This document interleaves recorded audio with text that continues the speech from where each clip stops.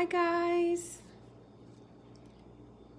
So today we're going to talk about a gentleman that was born in Congo. His name is Patrick Lyoya. He is a 26-year-old young man who is originally from Congo. He is the firstborn of his parents. His father brought him here to America 7 years ago in 2014 to escape the violence that his family endured in Congo. And they came to America to pursue what most of us always dream of pursuing. And what is that? The American dream. Every time, individuals hear about America, they hear freedom. They hear that this is the place where you can pursue all of your dreams and be whoever you desire to be. But never did his family ever think that they would be burying their 26-year-old young son because he was taken out from this world by an unjust shooting, based on what people are saying. And there are protests that have already occurred in Michigan about this case. So let's talk about this case. So who is Patrick Lyoya? Well, Patrick Lyoya is, he's a young 26-year-old man. He lives in Michigan right now. He is, again, from Congo. So he is enjoying his time in America. He loves fashion. He very much is into the Instagram and portraying himself online, showing all of his different fashion. And, he just loves, the Instagram. He has a girlfriend. And he, one of the things his girlfriend said about him is the only thing that he struggles with is just his alcohol problem. But other than that, he's just a typical young 26-year-old man pursuing his dream, loves just life and enjoying life.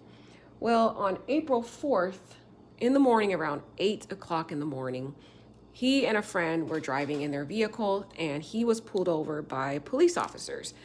And the police officer pulled him over, and already Patrick Lyoya was agitated by being pulled over. He gets out of the car. The officer tells him, get back in the car. And Patrick Lyoya is already irritated. He asks the officers, why is he being pulled over? And then from then on, the officer lets him know that he has a stolen license plate on the back of his car. And that's when the rest of this story turns into a tragedy. So I'm going to play the video and play the father's interview, and then we'll talk a little bit about Mr. Lyoya after the videos.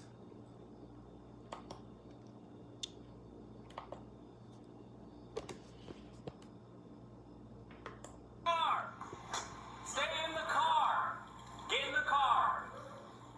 Dude, I'm stopping you. You have a license? Do you have a license? I'm stopping you. Do you have a license? Do you have a driver's license? Do you speak English?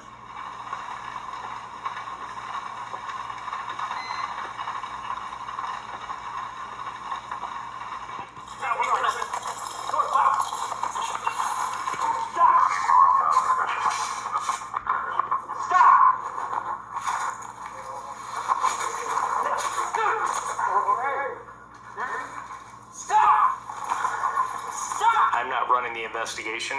This is the So that's essentially what happened. As you guys can see, I don't want to go into the actual part of the video where he loses his life, but you can actually watch that video online. I don't really want to put that on my Instagram, but essentially what happens is he is struggling with the officers. He runs away, and then he's on the ground. From what I see on the video, he's laying on the grass. The officer, actually he's standing up. The officer tries to tase him multiple times. The Patrick Lyoya grabs the taser, and then eventually the officer gets it back somehow. They end up on the ground, and Patrick Lyoya is faced down on the grass, but his back is hunched up. But you can see, if you watch the video, both of his hands are on the grass. As he's speaking to the officers, he does tell the officers. The officer tells him to comply. He says okay. He says okay many times, but he's not complying. Unfortunately, he's still pulling away. And then while he's on the ground and both of his hands are still on the grass, the officer's telling him not to grab the taser, but you can see on the video that both of his hands are on the grass. So I don't know how he's grabbing the taser when his hands are on the grass. I don't know. But eventually, the officer just ends up, taking his firearm out and ending the individual's ending Mr. Lyoya's life, unfortunately. But it's a very sad, sad tale that we do need to talk about. But let's hear from the father first, and then we will have a chat about it because this case is becoming a huge thing, and there's protests, so we should at least just talk about it. Night after a Grand Rapids man, 26-year-old Patrick Lyoya, was shot and killed by Grand Rapids police during a traffic stop yesterday. News 8's Byron Tollefson sat down with Patrick's father, who wants answers after losing his firstborn son. Byron? Sue, Peter Lyoya, Patrick's father, brought his family here from the Democratic Republic of the Congo 7 years ago in hopes of a better life. But after losing his son yesterday, he questions if anything has really changed. He speaks Swahili. We spoke with him through an interpreter. I don't want you to think that this is a safe place because I thought that it was a safe place, but it seemed like we are in danger even when you come here. The family of 26-year-old Patrick Lyoya is demanding answers after he was shot and killed by Grand Rapids police Monday morning. Something that I never thought, I never dreamed that one day I would be the one burying my son. Police say Patrick was behind the wheel of a vehicle pulled over at Nelson Avenue and Grigg Street, and he ran off during a traffic stop. The officer chased him down, and after what police call a lengthy fight, the officer shot and killed Patrick. I don't know the reason why my son was killed. So I am clueless right now. I'm kind of confused. I don't know what is going on, why my son was killed by the police. His family says he did not have a weapon when he was pulled over, something Kent County Commissioner Robert S. Womack, who met with the family today, believes is especially concerning. And I'm just very concerned whenever a person is killed and murdered that didn't have a weapon on them. I believe the training that our police get should equip them to be able to handle a situation with their hands when it's hand-to-hand combat and not lead to lethal weapons and death. Police have not said whether Patrick had a weapon. Michigan State Police records do show Patrick had been arrested multiple times since moving to Michigan, including 3 related to stolen vehicles. Peter met with Chief Eric Windstrom today and says he wasn't allowed to see his son's body.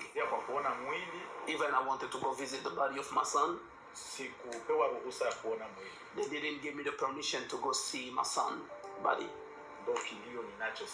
That's why I'm deeply hurt. I'm mourning right now. I'm crying right now. Womack says that needs to change for the families. His father really wants to see his son's body. That being in the hands of the Kent County Medical Examiner, his hands are tied because it's under investigation. So there are some policies that really hurt when families step up and want to see their God-given right to see their sons and daughters who have passed at the hands of police. Peter describes his son as a family man who leaves 2 kids behind. And he was a sharing person. He helped his family, he helped his brother. If he had money, he will share with them. He will bring them some shoes, some clothes.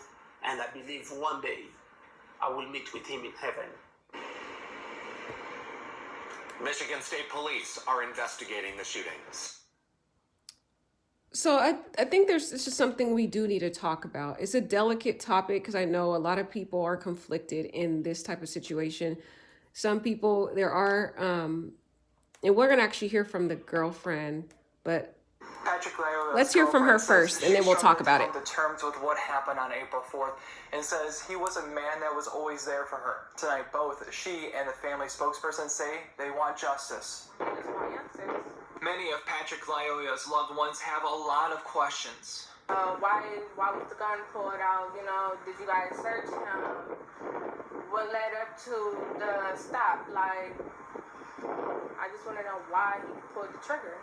Shawana Kelly was Lyoya's on and off girlfriend for 4 years. She's expressing her frustration with not getting answers.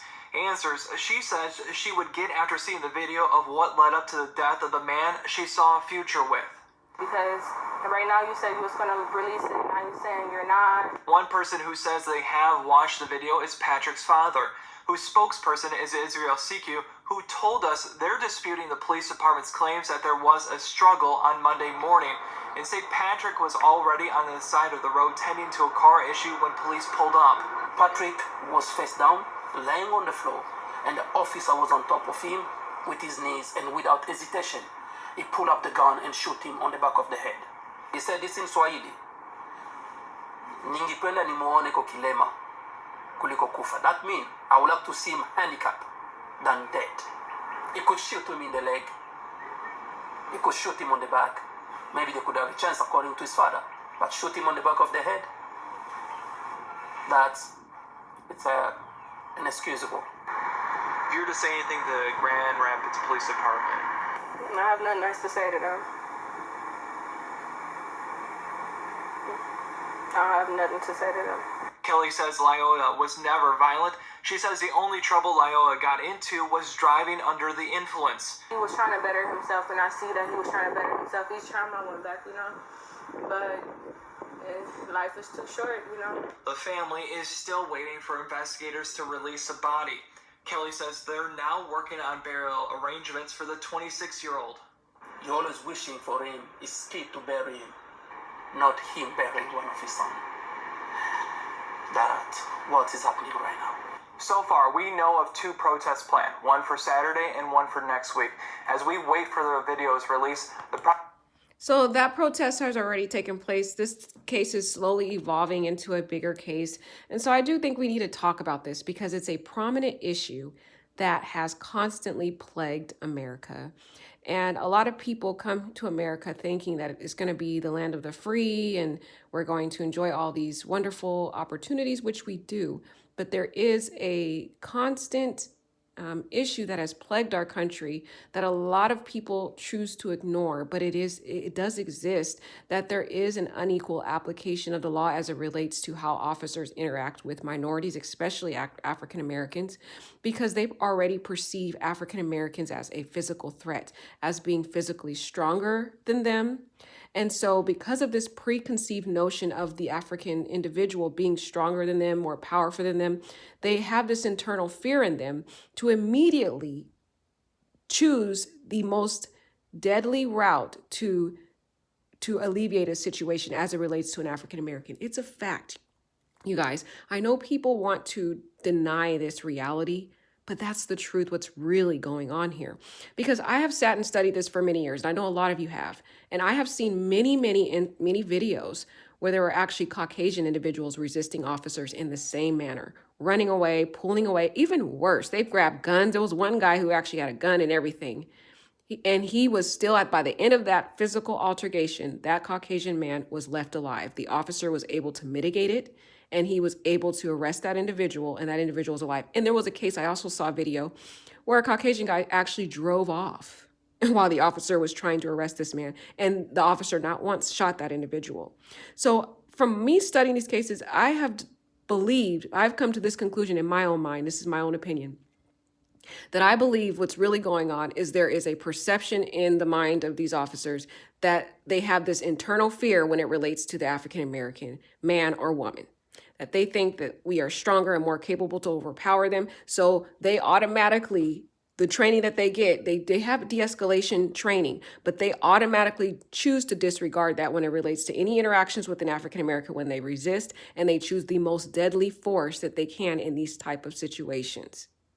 So until there is some strong advocacy politically in the laws that provide repercussions and consequences, we will continue to see these same stories that happen over and over and over again. And it is so sad. But the reason why I bring this case to you, because I'm telling you guys, it is time that we educate our brothers and sisters. We need to sit down and talk to our little brothers, our little sisters, our kids, and let them know that this is the reality in America, that African Americans are not treated fairly when as it relates to their interactions with officers.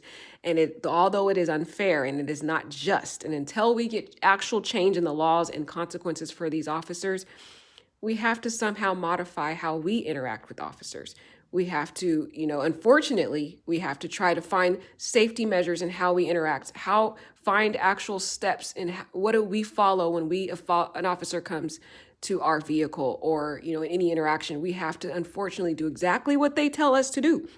We have to do exactly, especially our young men, because the young men are the most in danger.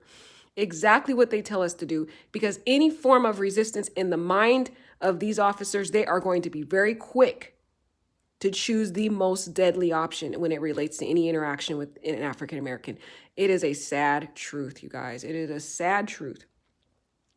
As an attorney, I do believe in following all instructions from officers when they do stop you. But as it relates to an African American, us as African Americans, we have to do so more. And it could be terrifying for nowadays because of how prevalent it has become. A lot of African Americans are terrified when cops stop them. So they run, not because they don't want to comply nowadays. They run because they're just fearful. They're afraid because it's all over the news that all kinds of us are being taken out just easily by these officers, and there's really no consequences. Thank goodness finally there was in relation to the George Floyd, where all of them were prosecuted and justice was served. And the Amy Geiger case, justice was served in that case. So there are officers being held accountable now, but there needs to be actual laws in place that give some serious repercussions to officers that don't comply. And there also needs to be education that needs to be implemented in these law enforcements as it relates to their interactions with other minorities. I really think when we have these situations, it's because they don't have the proper training in terms of how to interact with the Black community and other minorities. They don't. So they don't really even use a lot of times their officer training. They use their subjective preconceived notions of what they think an African American is and how and their mind and their preconceived fears, because a lot of it's fear related. It's fear induced when they see they already believe an African American is stronger than them, more powerful than them. So it's more of an overreaction to defend themselves. That's what my opinion is. So that's why I really think this is a time for us to continue to protest against these, to continue to advocate, to have more leaders in the political field that can bring forth change in our legal system that provides consequences for law enforcement. But at the same time, until those laws are implemented, we have to educate our fellow African Americans and other minorities that when we do give us actual specific steps in how we interact with officers so that we can go home at night. And it's sad that we have to do that, you guys. It's very sad. But it is the reality of America. And it's sad because this father came here thinking he was escaping, the violence of his home, only to come to this country and lose his son here.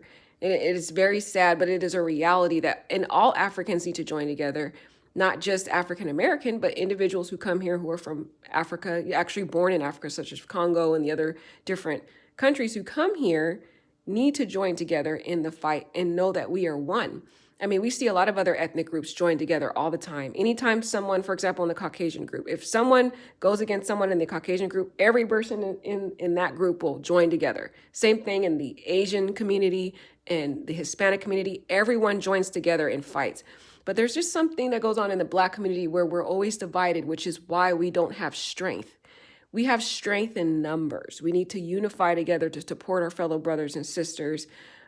This case can go either way. You guys can definitely watch the actual video of it. I will post in the description another video, but I'm not going to post the actual video because it's just graphic. I actually went on live before and posted the wrong video, so I had to get off the live and delete it. But I'm going to post just the actual full video without the actual final part of it because I just don't want to. It's just very sad.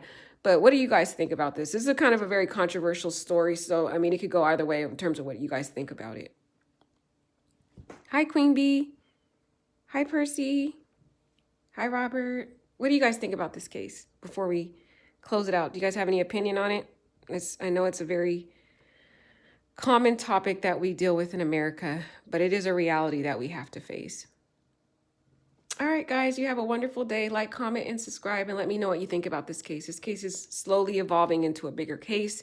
There has been already protests, so I thought it'd be, good to bring it to your attention. All right, take care.